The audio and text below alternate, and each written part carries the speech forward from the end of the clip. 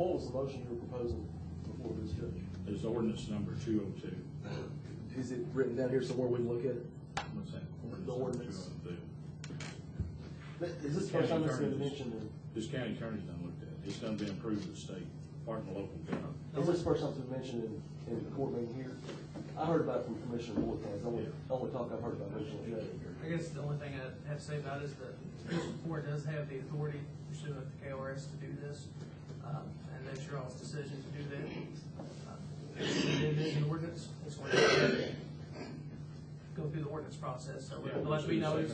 There'll have to be a second reading. So whatever is decided today, there will still have to be a second reading of this. Yeah. Before we vote on it, I'd like to look at it. And I understand that, and you should have that opportunity because it's an important decision to make. Judge Walsh showed me the ordinance. One thing that concerns me is with the jail that we have now is bonded. I want to make sure that whatever agreement is reached will not have any negative consequences to our current bond situation. I don't think the intent is to build a new brick and mortar facility, but that's something that needs to be looked into to make sure that specifically your bond, your mortgage, if you will, is not affected by this. And I just saw that in section 2 of that ordinance it says that I guess all other ordinances are repealed. So that's something that will need to be looked into to make sure that there's no negative impact should that ordinance pass. But because it is an ordinance, whatever is voted on today, there'll still have to be a second reading.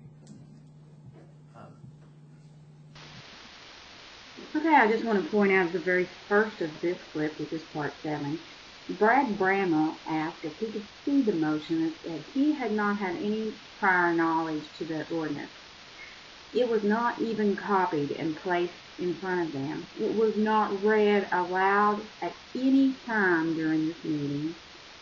And I also want to notice that the judge pointed out that it was already read by the county attorney, and he just read it, by the way, right there that very moment of that meeting, and had no prior knowledge to it as before that.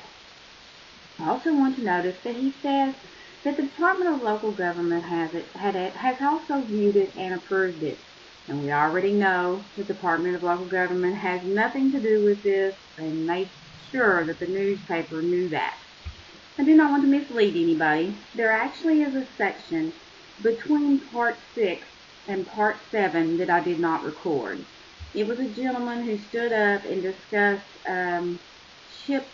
wood chip truck driving on the road, and it didn't have anything to do with the jail, so I didn't waste my time recording it. And I cut only the section of him talking out, which only had to do with some kind of road, trucks driving on the road and them needing to take care of that.